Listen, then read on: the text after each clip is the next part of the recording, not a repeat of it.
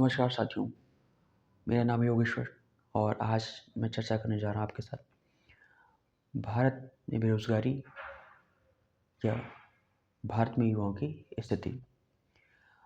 भारत में बेरोज़गारी बढ़ने का सबसे प्रमुख कारण सरकारी नीतियाँ और जनसंख्या वृद्धि। जनसंख्या वृद्धि इस प्रकार है कि जनसंख्या वृद्धि हर साल हो रही है। हर साल कई सारे ग्रेजुएट्स, पोस्ट ग्रेजुएट्स यूनिवर्सिटी से निकलते, पास आउट होकर निकलते हैं, लेकिन उतना रोज़गार जनरेट नहीं हो रहा है। दूसरी मानसिकता, भारतीयों की मानसिकता, भारतीय युवाओं की मानसिकता केवल सरकारी नौकरी पर ही आकर ठहर जाती है। तीसरा, भारतीय शिक्षा प्रणाली में सिर्फ और सिर्फ रोट मेमोरी की बात होती है, नंबर्स की बात होती है, ग्रेड्स की बात होती है। सीखने पर जोर नहीं दिया जाता भारतीय शिक्षा प्रणाली में। यही कारण है कि स्कूल में बच्चे नकल करते हैं, क्योंकि वो पास होना चाहते हैं। उनको जज किया जाएगा सिर्फ और सिर्फ नंबर से। उनकी चीटिंग करने के दो कारण होते हैं। पहली चीज़ तो सोसाइटी उनको नंबर्स के अकॉर्डिंग जज करेगी। दूसरी चीज़, क्लासेस में सीखने की बात होती नहीं है, सिर्फ और सिर्फ रटने की बात होती है। अगर बेरोज़गारी को दूर करना है तो सबसे पहले हमें अपनी शिक्षा प्रणाली में सुधार करना होगा। हमें अपनी सरकारों पर दबाव बनाना होगा कि वो शिक्षा प्रणाली में सुधार करें हमारे अनुकूल। देश के 75 साल हो चुके आज़ादी के, बावजूद इसके हमारी शिक्षा प्रणाली में कोई भी नवीनीकरण नहीं दिखाई देता। तो इसमें अगर जैसे कि अब सवाल ये है कि वर्तमान समय में हम बेरोज़गारी की बात करते हैं, लेकिन अब चूँकि सरकार ने प्राइवेटाइजेशन कर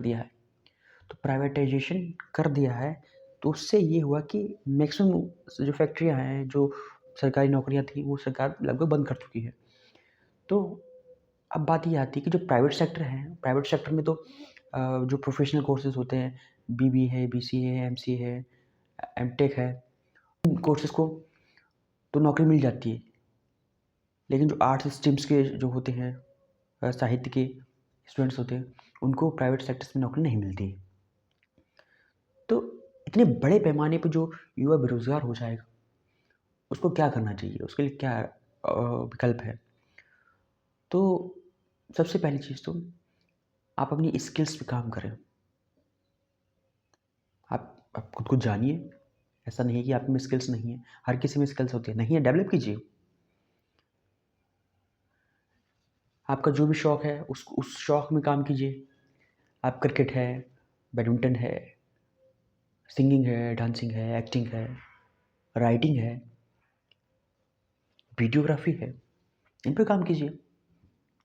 दूसरी चीज़, बिज़नेस। आप बिज़नेस कर सकते हैं। अब आपका सवाल होगा कि हमारे पास पैसे ही नहीं है। तो सबसे पहली बात मैं आपसे कहना चाहूँगा, बिज़नेस करने के लिए पैसे नहीं, मेंटलिटी चाहिए।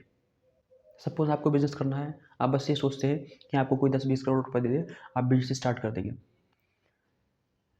लेकिन मैं आपको लिख कर देता हूँ कि 2 से 3 साल में आप उस बिज़नेस को बर्बाद कर देंगे। कारण कि आपकी मानसिकता नहीं थी वैसी। पैसे की इन्वेस्टमेंट से पहले आप मन का इन्वेस्टमेंट तो सीख लें। मानसिकता कैसी होनी चाहिए बिज़नेस के लिए। तो हम बात करते हैं कि बिज़नेस 2 तरीके से होते हैं, सिर्फ पैसे से नहीं होता जैसा आपने सोच रखा है। बिज़नेस 2 तरीके से हो सकता है। पहला तो जो आपकी स्किल्स हैं उस पर काम करिए। दूसरा, आप किसी प्रोडक्ट को बना सकते हैं। अब जो प्रोडक्ट की बात कर रहे हैं हम मार्केट में, तो वो भी 2 तरीके से बिज़नेस होते हैं। जैसे आइडिया बेस्ड बिज़नेस होता है, जिसमें आप अपना आइडिया लाएँगे, उस आइडिया को मार्केट के ज़रूरत के हिसाब से होना चाहिए। मार्केट में आप जाएँगे, इन्वेस्टर से पैसा लेंगे और उसको इम्प्लीमेंट कर देंगे। सक्सेसफुल होने के चांसेस ज़्यादा होते हैं। दूसरा पॉइंट, आप एक जो एस्टेब्लिश बिज़नेस हैं, उनकी फ्रेंचाइज़ीज़ ले सकते हैं। उसमें आपको ज़्यादा कुछ नहीं करना है। बिज़नेस किसी और का है, आपने सिर्फ फ्रेंचाइजी ली है, आपको प्रोडक्ट बेचना है और पैसे जोड़ लिए बस। लेकिन इसमें आपको पैसा लगता है। अगर आपके पास पैसा नहीं है तो आप एक आइडिया ढूँढें, अपना दिमाग दौड़ाएँ, मार्केट को एनालाइज़ करें, देखें कि लोगों की क्या ज़रूरत है।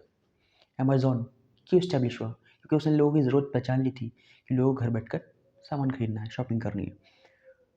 ज़ेप्टो, ज़ोमैटो क्यों ये चल रहा है? ये इसलिए चल रहा है क्योंकि लोगों को घर बैठे सामान चाहिए होता है, लोगों को घर बैठे खाना खाना होता है। तो आपको ये समझना पड़ेगा कि लोगों की ज़रूरत क्या है, उसके अकॉर्डिंग आपका आइडिया होना चाहिए, तभी उसके सक्सेसफुल होने की चांसेस ज़्यादा है। बात करते हैं हम प्राइवेटाइजेशन। प्राइवेटाइजेशन अगर सरकार ने किया है तो उसके एक लंबे समय बाद फ़ायदे हो सकते हैं। लेकिन भारत में मैं मानता हूँ कि भारत में प्राइवेटाइजेशन का कोई मतलब नहीं है। प्राइवेटाइजेशन से नुकसान होगा क्योंकि भारत की जो स्थिति है, भारत अभी डेवलप नहीं हुआ है। भारत में प्राइवेटाइजेशन लाने से पहले सरकारों को शिक्षा प्रणाली में सुधार करना चाहिए था, क्योंकि भारत में लोगों की मानसिकता शिक्षा प्रणाली की वजह से सरकारी नौकरी की है और प्राइवेटाइजेशन की वजह से वो नौकरियां ही खत्म हो जाएंगी। तो सरकारों को पहले अपनी शिक्षा प्रणाली में सुधार करना चाहिए, उसके लगभग 10-15 साल बाद कहीं जाकर प्राइवेटाइजेशन करना चाहिए था। प्राइवेटाइजेशन से अब क्योंकि जैसे सरकार ने प्राइवेटाइजेशन लागू कर दिया, उससे होगा क्या कि पूरी एक युवा जो पीढ़ी है वो बर्बाद, उसके पास जॉब्स नहीं,